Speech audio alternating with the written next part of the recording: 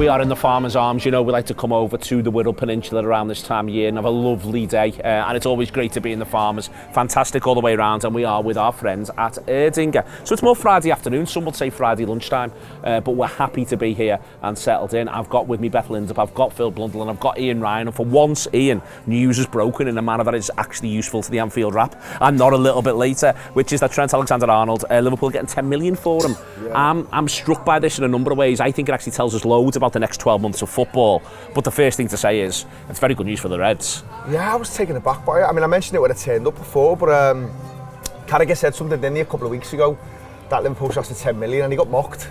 Mainly by Gary Neville. And in the long run, was the Manchester United pundit wrong and Jamie Carragher right again? Might have been, yeah. In the long run, is that what's happened here? He might have been. So I was, but I was surprised. I didn't think they'd get that. I thought Madrid will just hold out, and maybe you get a nominal fee, maybe it's £1 million, maybe it's a couple of million, but to get 10 feels significant when the lad's got 4 weeks left of his contract. So yeah, job well done. They get to use much earlier, we get a few quid in the bank, so happy days. It's another one of smoothing the parting. I think a little bit better. There is some money for Liverpool out of the whole thing, but I think also within that, he can just go and crack on now. There's not even the idea that he's hanging around for ages. We're waiting for a big move in July. It's going to happen this weekend, I presume, and then he's got to go on a job to do when he starts playing for them. But that's fine because Frimpong's on his way. Yeah, I think for all parties it allows for a bit of a clean break, which is, I think, for everyone involved, it is probably the best thing.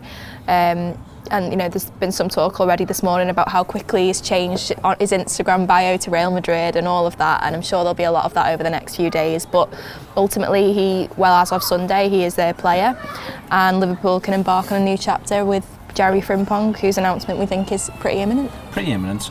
Phil, I think that there's two things. I think this is a mark, I think, for the way the next 10 days, 12 days is going to be, because there's going to be an unbelievable amount of activity. But part of the reason why I think there's going to be an unbelievable amount of activity is, if you're in the Club World Cup and you're a team that wants to be achieving things next season, I think first and foremost you probably want to win this because it's good for profile and all of that. But I also think you're not going to get any pre-season. So you need to get your players in now and start working with them. And I just think that we're going to see a flurry of activity across the next few days because everyone's going to start to... No one knows what this is going to do to next season yet, is one of the things I'm saying. But if I was trying to run a football club, I'd be thinking, can I have as many players as possible for next season in by the 1st of June? Yeah, I think the interesting thing is that the Club World Cup final is about the 14th of July, isn't it? Liverpool have announced... Bastille Day. Liverpool... My birthday, more importantly. The big what a present that is. I always on the 14th of July, I always hope that a Frenchman or Ian Ryan wins the stage of the Tour de France. Either one of the two. Get the Frenchman in a breakaway. That's great. 4 Frenchmen and Ian Ryan. What that means is that the Liverpool's pre-season starts 8th of July. Yeah. So Liverpool are going to be back in before potentially Manchester City or Chelsea or Real Madrid or whoever have even finished their season effectively. So there's got to be some level of management. I think there's an argument that next season's the most fascinating season that there's quite possibly ever been in terms of how everyone manages it, because it's almost going to be a bit like that season, the first one, like the World Cup season, for example, where no one really knew what effect it had on players. No one really knew how you manage it, because the Community Shield was in July, wasn't it? We played Manchester City on the 30th or the 31st of July. Yeah. It was 2 months after we played in the Champions League final. The gap of it was really short. Like, there was no one knew what the right thing to do was. No one knew what the right thing to manage players was. And these clubs have now got to basically guess but whilst competing with teams who haven't had to do that. Well, that's why it's... Well, what's interesting in that year, Phil, that's the year when Arsenal are leading at Christmas. Yeah. And the distance clear. Everyone remembers that we found the first part of that season and arguably a fair bit of the next part of that season really hard, but also Arsenal had City had the Europa League. They had the Europa League and they could basically just play whoever they wanted in the Europa League. City were only going at 2 points a game. So Arsenal were played 19 on 50. City were only going at 2 points a game. We were doing even markedly worse, but it did have huge ramifications. And I think that this is your first thing to go, well, Real Madrid's Xabi Alonso's answer, I suspect, is let's get the boys in, work with them as much as I can for the next number of weeks, get them ready, and probably then give them a break of 3 or 4 weeks, then get them back. But that doesn't feel like a ton of proper prep either. No, do they start the season well or do they finish the season well? I genuinely don't know what happens with these teams, and I think you can get a situation where you get to next sort of February, March, and Manchester City and or Chelsea look in great position, and then all of a sudden they've got nothing left. I mean, I think Chelsea maybe not, because I think the Club World Cup with the addition of the Champions League will be such a shock to them. I think there's a way where Chelsea come 8th, 8th, 9th next year, just because of how the season is relative to what it's been this season and what in the Club World Cup. But City, like, that's a team that needs a rebuild, and a team that needs a reset, and a team that needs almost like a restructuring. Like, he's getting rid of his coaches, isn't he? Yeah. He's bringing new coaches in. Well, when you got to do that quickly. You can't go to the Club World Cup with no coaches.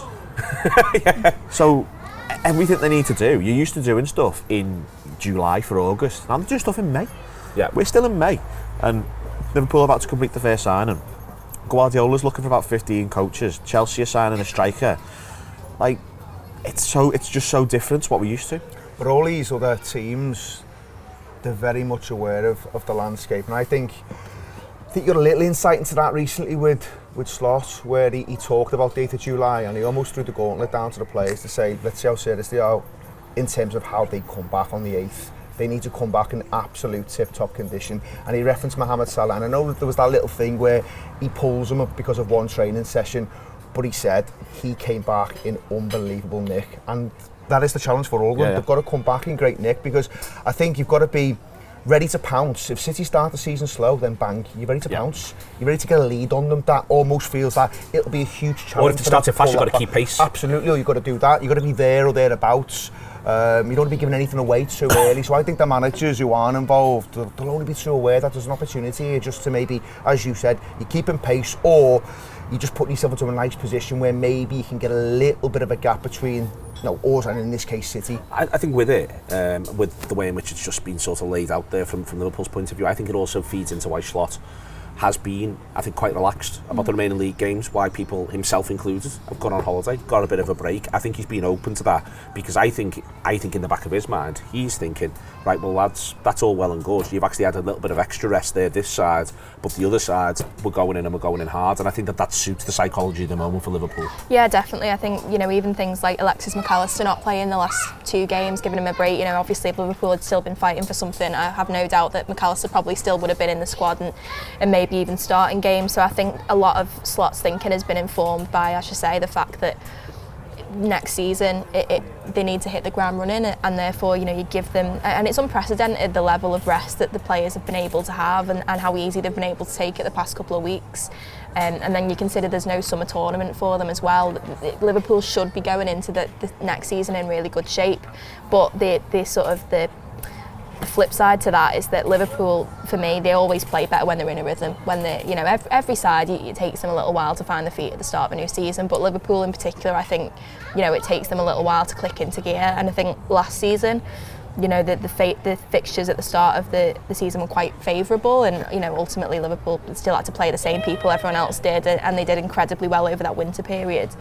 But they were able to get themselves into a strong position early on, and there's every chance that maybe they're given a slightly tougher run of fixtures at the start of the season, the way Arsenal were last season, and if they're coming up against a Manchester City or a Chelsea who've got that extra little bit of rhythm, they need to be prepared for it. Last thing to sort of, that does draw the line under it where we started from, is we expect there to be news on Frimpong. We'll come out back and we'll still talk about Wirtz in part 2, but we expect there to be news confirming Frimpong today, tomorrow at the outside. Today seems a little bit likelier, Beth. With it is good from Liverpool's point of view, I think, just have the idea of that's that boxed off. Yeah. The speed with which now, it's not even the 1st of June, and Liverpool know, for instance, the previous right-back's left, this is the new guy that's in. He looks as though he's, got a phenomenal character, he looks as though he's a very good person to be around, but more than that, he's also himself got experience of winning the league title, and I think that's another thing that Liverpool will be pleased about coming into next season. Yeah, definitely, and he's also got that Dutch connection as well, which I think, it sounds like quite a small thing, but I actually think that could really help. I think you've seen it really help Gravenberch and Gakpo this season, so... He's used to being shouted at by Virgil. He is used to being shouted at by Virgil. If you play right back for Liverpool, you get shouted at by Virgil. Although I did see something the other day, I'm sure he's probably picked up bits and bobs. He doesn't actually speak Dutch. No. Which is... He's going on international duty and just doesn't speak Dutch. And I imagine he knows a little bit, but yeah, he seems like a great character, and Liverpool have a brilliant track record for bringing in good people as well as good players, but also You know, we don't quite know how he's going to play next season. Is he going to be that conventional right back? Is he going to be given a bit more licence to go forward? So I think, again, having that extra time for Slot to work with him and sort of establish how he wants him to play within this Liverpool team will be really important. I'm looking forward to it at this point. I'm a bit of a sceptic in a couple of ways, in that, you know, I think he has been so attacking in terms of what he's done at Leverkusen, but every noise is that he wants to learn. He's open to it, but this is back to the other thing that I'm quite pleased about seeing is there's also, whilst it's not Trent Alexander-Arnold, there is also a degree of continuity with Conor Bradley. You can make an argument around Joe Gomez if you want to, but certainly with Bradley there's continuity in the position. So it takes Frimpong a teeny little bit longer to get sorted out, but it's fine. He's come to play for Liverpool for 4 or 5 years. He's not coming to play for Liverpool for the first 5 games of next season. No, I agree. I think Bradley starts the season, unless something happens with injuries. I'd expect him to start the season. And I think he deserves to start next season as well. But I think, you know, Frimpong does offer something else. And I know Rob was on shows recently talking about weapons, but he was thinking about forwards. But I think the manager's looking at Frimpong and maybe a Kirkus and thinking, well, these are weapons as well. These are going to cause teams real problems on the outside. You know, full-backs that are just absolutely kind of geared up to kind of bursting forward. But also, now you've referenced this, they've got the ability to get back in as well and defend because they've got the pace and stuff, and the recovery pace is a thing. It's really, really important. So I'm excited by it. And listen, the way the Trent thing unfolded at the end, it wasn't ideal. You know, Beth mentioned before, I'm glad it's done now. I'm glad he's gone. I'm glad that chapter's over, to be honest. It was turned into a bit of a saga that just didn't. It was a circus. Yeah, it was a circus by the end. Is the right that word, Arsenal actually. game was a circus. Yeah, and listen, let me be clear. I don't think he certainly didn't help in any of it, but no. I didn't like what he was doing towards the end either, if I'm being honest, in terms of, you know, almost kind of putting himself front and centre. It didn't sit well with me. Honest, I didn't even like a celebration at Leicester, to be honest. As a reference point a lot of when I was a bit like... A lot of his actions didn't sit comfortably with me, but listen, he's gone now, so we move on, and it's probably best for everyone. But I think in terms of Liverpool's business now and what they're threatening to do, it doesn't have to get you excited. And, you know, in terms of the manager, yes, he'll want them in early. I also think, you know, just in terms of the job he's done, to do what he's done in terms of winning the league, but you forget just what he had to deal with last summer when everyone's come back late. Yeah. So to have the ability to almost galvanise not only a new team, but when there's players coming back so late, that's got to impact on your plans and stuff. So to be able to almost take all that and still deliver really high level performances from pretty much day one, unbelievable stuff. Loads of them are going to come back on the 8th this time. It's worth saying, I think one of the things that helps last time is he has Salah early. Yes. I think having Salah early in so many ways helped, in that I think that Salah got such a positive sort of response from him, and he got to also go, my God, there's Mo Salah, he's that good. He was probably like messaging all the others going, great this, you know. Yeah. This is what you want. I heard something that it took the early ones a couple of weeks to get with it, and there was an initial scepticism, which I think was probably natural in terms of just they go, it's a new thing. They've had the same fella for the last however many years, and it was a bit like, you sure about this? But 2 weeks in, it was nailed on. They were loving it. So Salah's obviously then able to relay this message to the rest of them that, like, lads, this is working, this, and now they're all just going to be there on the first day of pre-season, and they get the opportunity to. It's a 5-week pre-season as well. 5 to 6 was the first game. I mean, the Charity Shield doesn't It'll be a great day, count, but it doesn't really count. It doesn't. If we lose, it doesn't matter. It's great to win it, whatever. But if you lose it, you know, it doesn't matter. Liverpool have lost Charity Shields before and won league titles and won Charity Shields and done absolutely nothing. So it doesn't tell you anything. 22-23 we win the Charity Shield and we play well. Exactly. It's one of the best games of the season. Exactly. It was a real high point. Exactly. It's a great reference point for how. I mean, he used to share it. You know what I mean? Yeah, he used to share the Charity Those Shield. few hours in the aftermath where it was like Haaland had missed that sitter and Nunes had obviously scored, and it was like, we've got the upper hand here. it was incredible, wasn't it? And very short-lived. Ultimately very short-lived. We're in the Farmers Arms. We're with Erdinger. I've got Ian, I've got Phil, I've got Beth. We'll be back in a second or two. And Erdinger, please.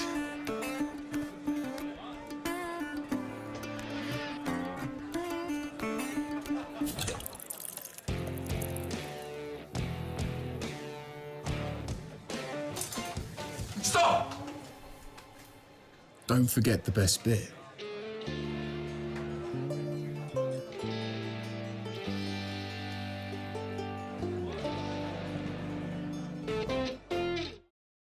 Welcome back, Ian, Phil and Beth here. I want to talk about Verti, and it feels as though it's moving a little bit closer.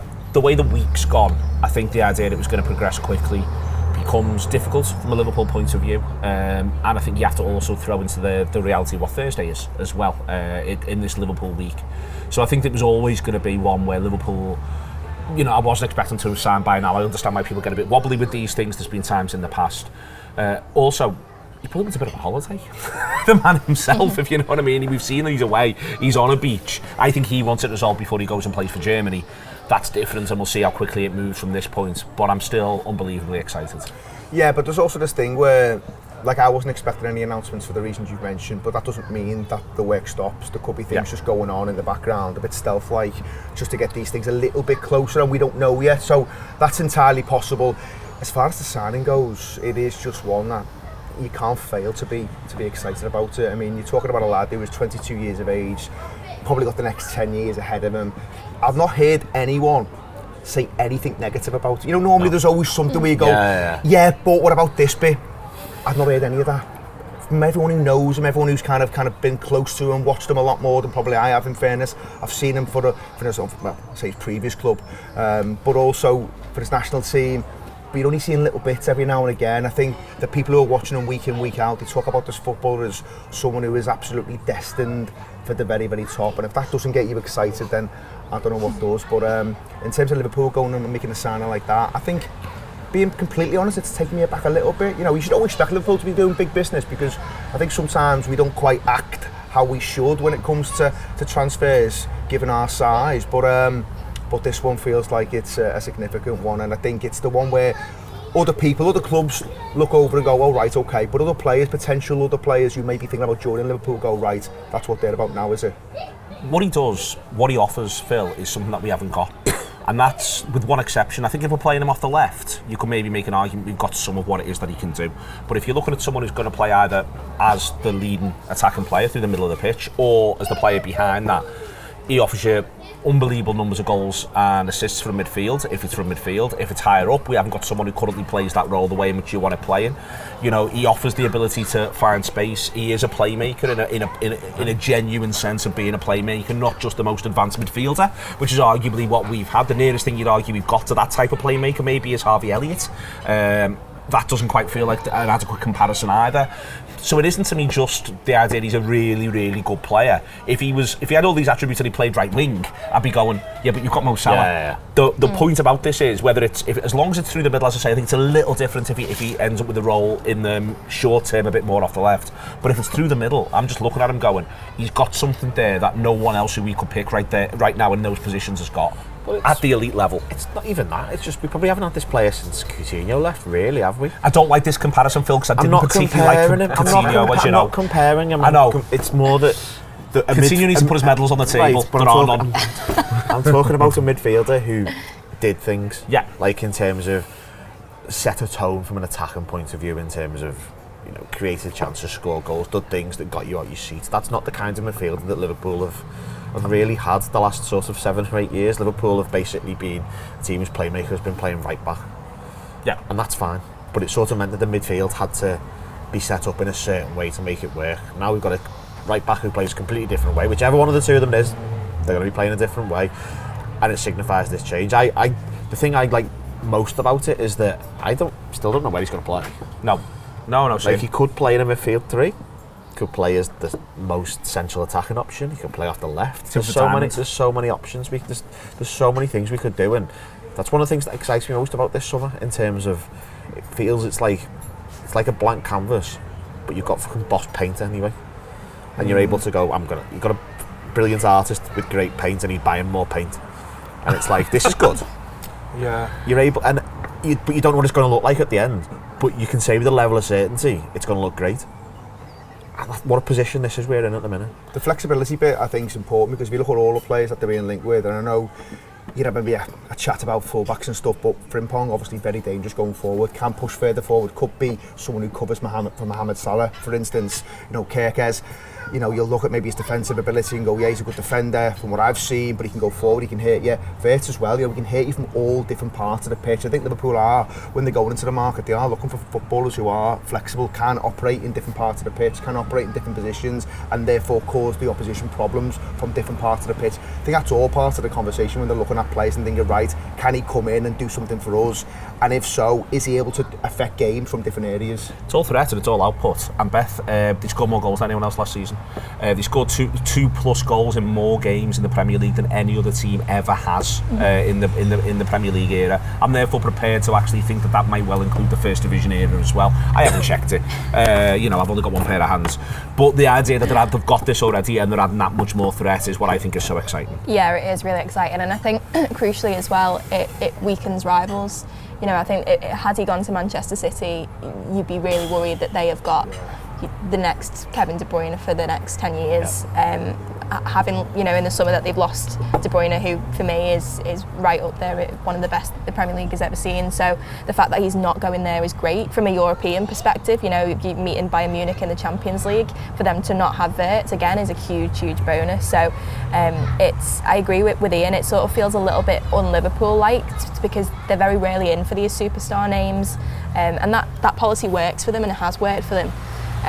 But I can't really remember the last time they signed a player of this calibre in that age bracket. I suppose Thiago was like a superstar signing, but was obviously sort of past his peak at that point. So it is quite a unique thing. And I also think, at a time when the market for centre forwards is very inflated, and also, I don't necessarily think that there's not a great number of real. To me, there's two that I would love to see play for Liverpool. It would be Alvarez or Isak. I just think financially and everything, that because of all of that, I'm not quite sure that a deal will be done for any of them this summer. So I think Wirtz gives you that flexibility. I'm not saying I don't think Liverpool should get a number 9, but I think if they decide, we're going to hang fire till January and see where we're at, or next summer, I think Wirtz gives you that flexibility. I want to talk about Beth to sort of sum the week up. Obviously, Monday is brilliant, and then it's quite terrifying, and then it's concerning when it's the other side of the terrifying point, because you obviously wanted to see that everyone was going to pull through. All the noises at the time that we're recording this is that people are very much on the mend, which is the most important thing. Listen, there are other ways in which you can be injured. There's things that can stay in people's minds for the longest time. So I don't want to sort of gloss over that bit. But the week as a whole, with people being on the mend, I think we can accentuate the positives of Monday whilst having those people's well-being very much also at the forefront of our minds in terms of ending the week. I don't want to talk about the perpetrator anywhere. I understand that it'll be in some news coverage minds, but as far as I'm concerned, those details now, they're for the birds. The well-being of everyone who was involved, for me, is the most important thing. And then moving on from that, remembering it, so much of it as being a great day for Liverpool, and even the way in which everyone who was there, whether they were from Liverpool or not, stood up and showed compassion and concern. It's worth remembering Monday for those positives. Yeah, I think this week has shown the brilliance of humanity within Liverpool as a city. We saw it for the majority of Monday, with people coming from all over the place to show up and to be part of something that was incredibly special. I was fortunate enough to be watching the parade from sort of a rooftop near the Strand, and it just watching as the day went on, more and more people come in, and just how special it was. That'll live with me for a really long time.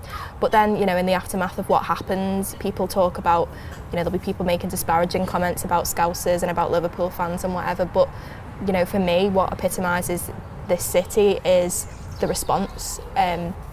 It wasn't feeling sorry for ourselves. It was people constantly just trying to look to help and to stand up and to be compassionate. And I don't think any city in the world does that as well as Liverpool does. And yeah, it's obviously everyone's thoughts are with those people affected, and mentally as much as physically. And I hope that everyone can get the help and the support that they need. But I also think, like you say, it's important not to forget that it was a special day, it was an amazing day, and Liverpool and the people of Liverpool made that happen. There's something with it, Phil, where I think we can be, not least because you can end up getting stuck with some online noise, you can be sort of defensive. Let's be clear about this. Approximately 2% of the population of the country wanted to be in Liverpool on the day. The vast majority of the coverage after the fact and the discussion after the fact has been about, in a national sense, has been about compassion and care for Liverpool. I think everyone, especially when it's football connected, likes to think of themselves as the insurgency. But part of what Monday was a depiction of Liverpool as the biggest club in the country. The other thing that it was as well, the way in which it was spoken about afterwards, as I say, in the vast majority of places, and I did some media stuff, and all I got from the journalists coming and being part of that was concern, was how's everyone all right? I think it's important that we're mature enough to say, loads of people love this city. loads of people love this city around the world and in England and in Britain. There are times where you get the jokes and the remarks, you see them online, but those people are a minority. Most people in the country have a positive view of the city, and I think it's important to remember that as we go about our business. Yeah, it was a great advert for the city, and I think there's always going to be people who look at stuff, no matter what people in the city do, and will sneer because that's their natural inclination. You're never going to change that. These people are just best ignored. Like this comedian, I'm not going to reference. No. Just ignore him. Yeah. Like why share Take no notes of it. Why Yeah. share? He's done a video that he wants people to watch. Ignore it. Doesn't matter. Blank him out. He's in the minority. These people. He's in a tiny minority. These people are there to sneer with no real interest in what makes this city what it is. You know, they're from wherever they're from. They're not linked to this place. They're not brought up on what we are and what makes this city so unbelievably special. The whole thing was a great advert for the city. I mean, I would have ideally had less opportunity for it to be a great opportunity for the city for fairly obvious reasons.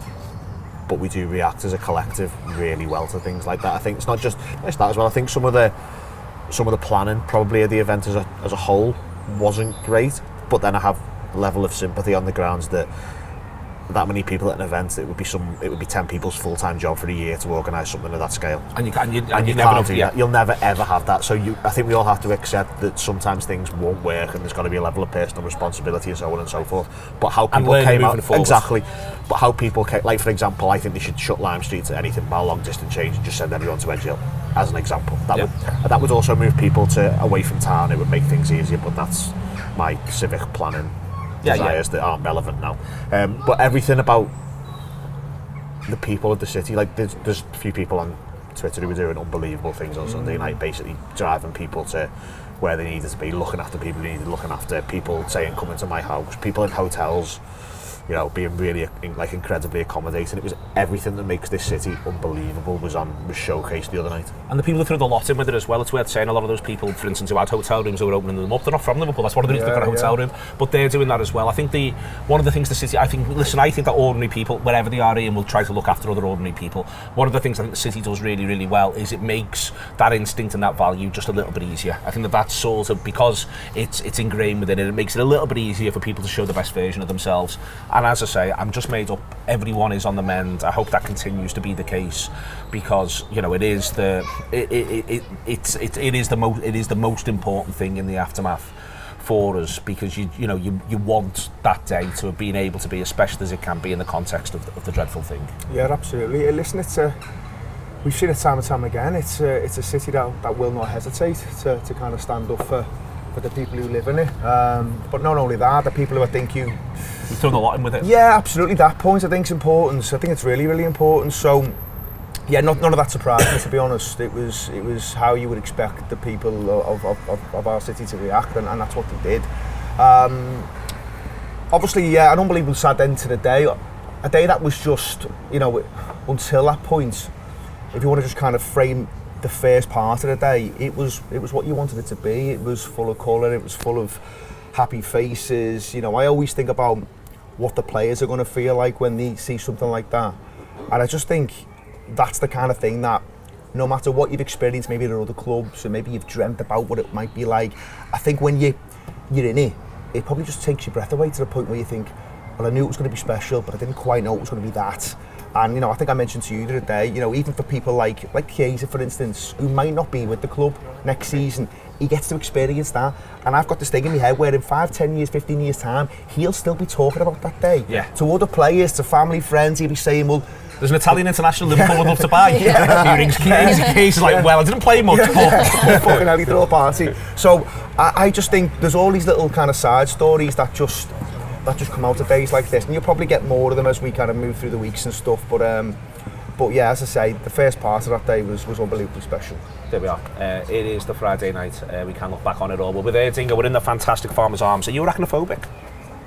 I'm not. No. No, you're not arachnophobic. You're in the country. You're in the rural part of the Wirral I Peninsula. thought you were just going to like lob a spider on me. No, to be honest, I thought you were going to say there was one on your head. There was one on your hair as the show was wearing on. Yeah. Wow. So I'm just I've sort had of, a lot of we'll go and flies find on it me. now. We'll I'll go and find it. We'll sort out. pretend that I knew and I was just being really brave. You know, Just say yeah. we're deep in the country. We're going to eat a lot of peaches. We're going to drink a lot of Erdinger. We're in the Farmers. We'll see you later on.